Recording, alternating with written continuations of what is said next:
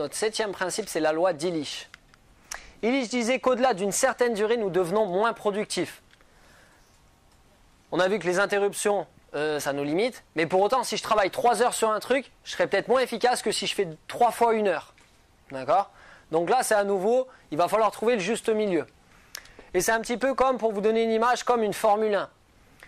Une Formule 1, son objectif, c'est d'être la plus rapide, la plus efficace possible en partant d'un point, d'une ligne de départ jusqu'à une ligne d'arrivée.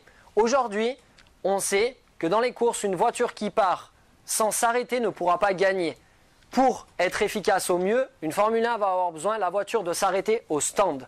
Et donc d'être ravitaillée, de changer les pneus, de revérifier la pression, de faire tout un tas de choses. Nous, c'est la même chose.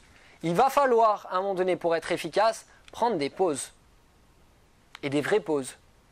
Pas une pause repas avec le sandwich, l'ordinateur, le travail, le journal, le téléphone, le collègue. Non, c'est pas une pause. Une pause, c'est je m'arrête et je ne fais rien. D'accord? Et donc, il y a entre guillemets un rythme idéal qui nous est donné, mais ça, c'est des études, donc c'est à voir selon chacun et aussi selon ce que vous êtes en train de faire.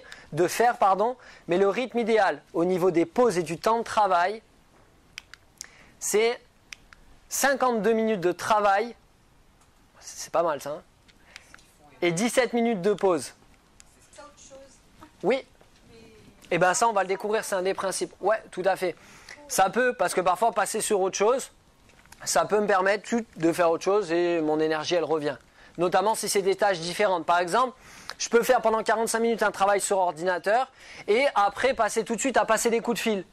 Parce que c'est différent, si ça se trouve, je vais passer mes coups de fil dehors en marchant. Et puis peut-être qu'après, je peux passer 45 minutes à faire mon sport ou à faire autre chose. Ça fait, on va le découvrir, c'est vraiment à ajuster. Il ne faut pas être interrompu toutes les 5 minutes, mais il ne faut pas non plus faire des temps de travail trop longs. Mais parfois, il y a des sujets sur lesquels on va travailler longtemps. Je vous parlais par exemple de la conférence, c'est des sujets que j'adore, et donc j'y ai passé peut-être 2h30 d'affilée. Mais parce que je le sens bien, parce que c'est ma manière de fonctionner. Je sais que quand je suis dans ma bulle, ben, finalement j'apprécie ça, je me suis organisé pour que ça soit un environnement agréable, et du coup je vais pouvoir y passer du temps sans être interrompu. Tout à fait. C'est pour ça que je pense que ce qui est intéressant, c'est aussi par rapport à son ressenti. Parfois, on va sentir qu'il y a des idées, c'est bien, on continue, on a envie. Et parfois, on bosse pendant 15 minutes sur un truc et on se dit, mais là, je patauge quoi. Et parfois, le mieux, c'est de s'arrêter et de reprendre le lendemain. Et parfois, c'est pendant la nuit ou c'est le lendemain matin qu'on a des idées. Donc pour moi, c'est vraiment aussi au niveau du ressenti. Ça, c'est juste des chiffres pour nous donner une idée. Mais pour moi, parfois, en 15 minutes, on va faire nos trucs et fini, basta. Et parfois, on va y passer 2 heures et on va être très bien.